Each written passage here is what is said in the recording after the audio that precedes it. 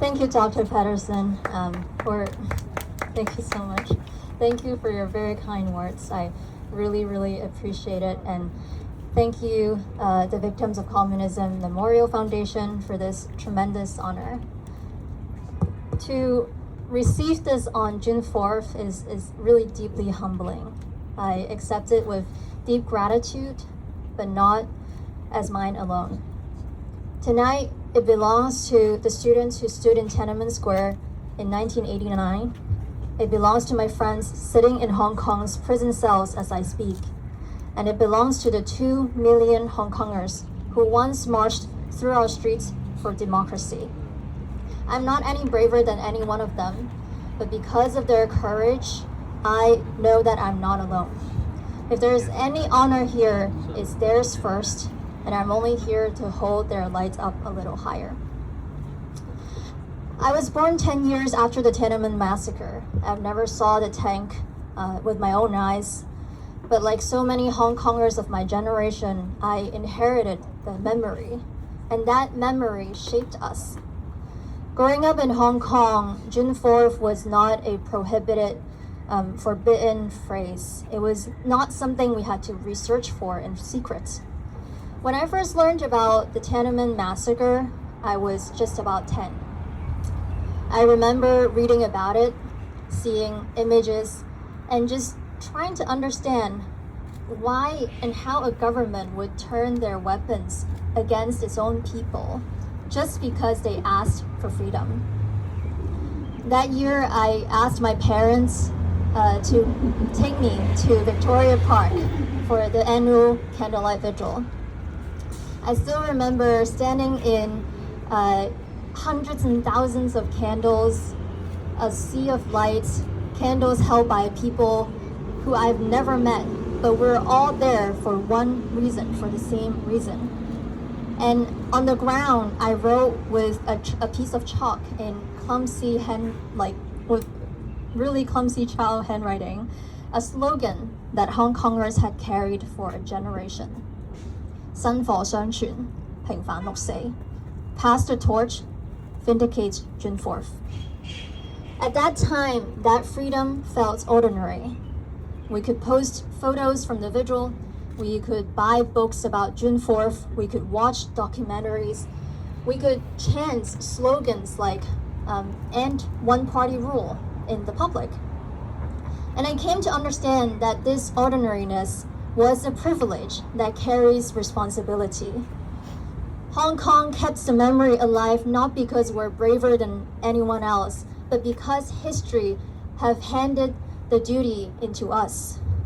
When Beijing tried to erase June 4th on the mainland, Hong Kongers kept the candles burning. Today, that Hong Kong has changed. The vigil is banned. Its organizers have been prosecuted. The history have been rewritten and erased from public life. Friends of mine are in prison. Others are in exile. And I live under a bounty placed on me by the Hong Kong authorities. Beijing made a calculation. They believed that if they could blow out the candles, they could blow out our memory. But it was wrong. Because in Hong Kong tonight, even now, people still find a way. Yes, they cannot fill the Victoria Park, but they showed up. They brought flowers and candles in their hands. They raised their fingers to mark 6 and 4. Some wear black and stand in silence. And many were taken away from police for it. They know the risk, and they do it anyway. That is the bravest thing I know. So, look around you tonight. They try to put out the light in Victoria Park, but the flame didn't die. It crossed an ocean, it found its way to this square, to this city, to this very night. And that is what 薪火相傳 really means. Pass the flame from one generation to another, from those who can no longer speak to those of us who still can. And that is why tonight matters. When we light candles here, we're not only mourning the dead, we are telling the world that the massacre did happen. And no amount of force is going to make the world forget. And we're telling everyone who still live under repression, the Tiananmen mothers, the prisoners, the Hong Kongers, the Uyghurs, the Tibetans, the Chinese dissidents in this very square, that you are not forgotten. I know many of us feel tired sometimes. It's been almost 4 decades now, and I do too. I do feel tired sometimes in advocacy. Exile is not easy. There are days when I think about my city, my family, my friends in prison, and I ask myself, does any of this actually work? Is this worth it? But then I think of those who have paid a far greater price for this. I think of Chow Hang-tung, who has kept June 4th alive in Hong Kong, even behind bars. He had just finished a 37-hour-long hunger strike to mark this day. I think of Jimmy Lai, Joshua Wong, Lee Chut-yen, and Albert Ho, and so many others whose name may not be known to the world, but whose courage is no less real. And I think of the Hong Kong I once knew, where a 10-year-old girl could hold a candle in Victoria Park and be carried by that memory all the way to here, to Washington. These things have taught me that courage is not the absence of fear.